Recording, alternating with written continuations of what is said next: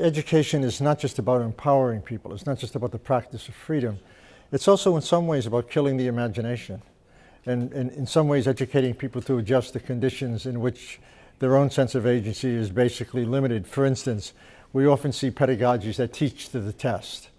We often see pedagogies that are simply about accountability, objective standards, pedagogies that in no way take into consideration the experience of students, in no way speak to important social issues.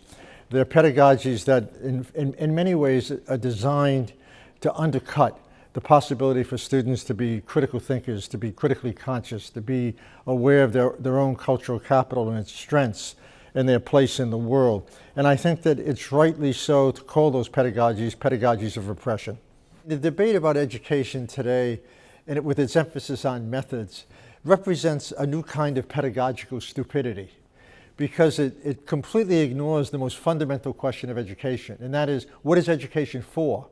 And it ignores the most fundamental struggle inherent in education, which is a struggle over identities, a struggle over agency. Education, in the final analysis, is really about the production of agency.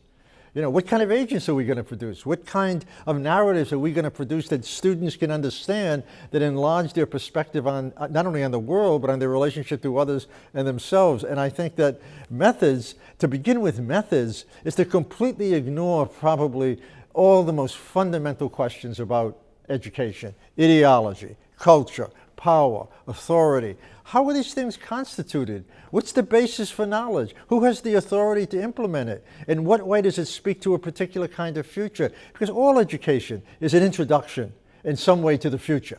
It's a struggle over what kind of future you want for young people. It's a struggle over the kinds of subjectivities that would make that future possible. It's a struggle over notions of narrative that students can relate to and in some way understand, so they can see education as being fundamental to who they are and how they relate to the world. Methods doesn't do that. Methods contain a kind of silence on the side of the worst forms of repression, it seems to me, because they deny the very notion that students are alive.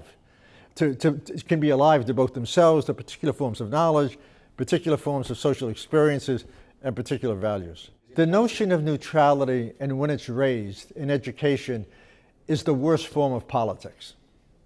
In itself, it's a political issue. It's a political question, because it's taken a value around education in ways to hide what education is really about. I've always viewed that position as the basis for a kind of fascist politics, because it hides its code for not allowing people to understand the role that education plays ideologically, the role that it plays in producing particular forms of knowledge, particular forms of power, particular kinds of social values, particular notions of agency, particular narratives about the world. It's impossible for education to be neutral. There's no such thing as a neutral education. So those who argue that education should be neutral are really arguing for a version of education that's not, in which nobody's accountable. That the people who produce that form of education disappear. They become invisible because they're saying it's neutral. And so you can't identify the ideological processes, politics, modes of power at work. And that's precisely what they want. I mean, look, power at its worst is invisible. It makes itself invisible. And I think that the notion that education is neutral is to me one way of people who have dominant power making it invisible and making propaganda itself incapable of being seen. It seems to me that at the heart of critical pedagogy is that it's not just about, it's not a skill. We're not talking about skills, you know, we're talking about critical consciousness. You know, conscientization, right? I mean, we're talking about what does it mean to create the tools where people can be not only critics, but can be cultural producers. And I think that what the new technology offers for young people, particularly for young people, is the opportunity to operate outside of traditional spheres of the media, particularly the mainstream media, in ways that they've never had that opportunity before. At the same time, we also see the way in which the new media, the new technologies have become enormously weaponized in the interest of repressing people. Google, Facebook. I mean, these are really increasingly technologies of surveillance. That's basically what they are. But that doesn't mean that there aren't enormous possibilities for these technologies to be used, and we've seen them used in relatively progressive and radical ways. I mean, my theory about those technologies is that we have to judge them within the societies that are using them according to very specific values. So it's not that the technology alone, produces very specific relationships. They operate according to the values that basically align with certain modes of power to put into play how those things would be used. Selfies, selfies are the mirror of neoliberalism, right? I mean, but selfies don't have to be. Disabled people can project modes of representation that dignify who they are. It's a struggle. All of these technologies are part of a larger struggle over cultural politics. In the beginning, when these technologies emerged, there was a kind of romanticization about these technologies, saying that this is the new democracy, right? Because they divorced those technologies from questions of power and the concentration of power, and how the concentration of power can basically absorb almost anything in a capitalist society, particularly a neoliberal society. And I think that has to be challenged. I mean, I think that what we're seeing now, I think you have to be pretty stupid to believe that Google is, somehow on the side of democracy, right? You have to be pretty stupid to believe that Microsoft really cares about social justice. You have to be pretty stupid to believe that in some way Twitter, is a new form of literacy. Look, capitalism and democracy are not the same thing. Let's begin there. Let's say that you can't talk about democracy if you're talking about capitalism, because capitalism is the antithesis of democracy, because capitalism doesn't believe in shared justice and shared power and shared responsibilities. It believes in accumulated profits. That's very different, right? And so it seems to me that a debate over democracy, particularly in terms of linking three things: political rights, personal liberties, and economic rights. There is no democracy that does not talk about economic rights. It doesn't exist. I mean, you can have a range of personal freedoms and political individual freedoms, and I'm delighted with freedom of the press.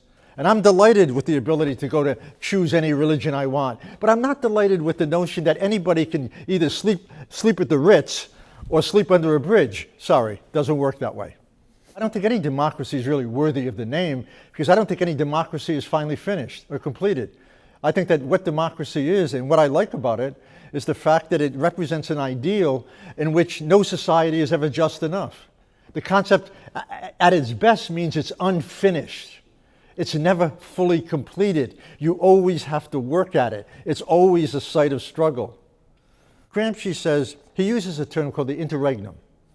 He says, it's a period when the old order is dying and new societies are emerging. And in the middle is that moment of restlessness, that moment of uncertainty. That moment today is increasingly dominated by a fascist politics. It's dominated by right-wing groups, hate groups.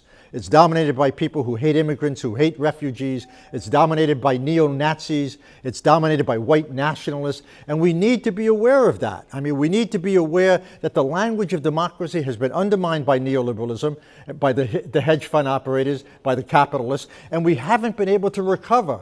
And so now we talk about illiberal democracy. We say in Hungary, in Poland, we say things like, we need a democracy means that you have security, but you don't have freedom. You have to give up freedom for security. Can you imagine? That's the degree to which democracy has failed. Because you can't have a democracy without informed citizens. And that's why education has to be at the center of any discourse about democracy.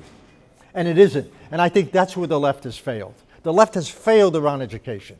They have failed because they believe that the most important structures of domination are entirely economic, and not only those elements that trade in beliefs and persuasion and pedagogy and changing consciousness and modes of identification. Uncertainties can be a time of great anxiety, and they can be a time of great possibility, a time to rethink the language of politics, to rethink the language of struggle, rethink the language of solidarity.